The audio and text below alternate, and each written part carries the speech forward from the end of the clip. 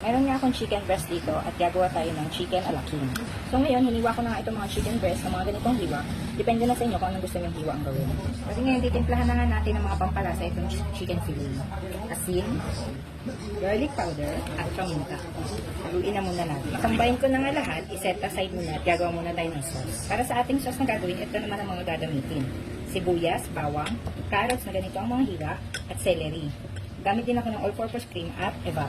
Simulan na natin ang paggawa ng sauce. So, isang kawali, lagay na nga ang butter, ang onion, ang bawang, ang carrot, at ang flour.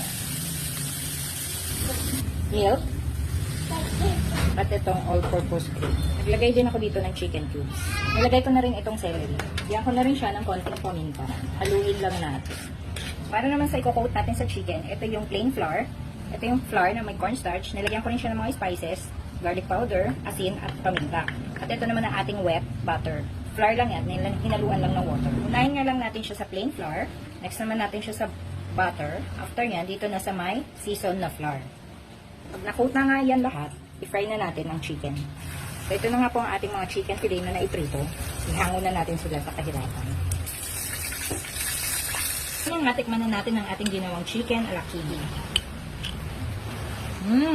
Harap!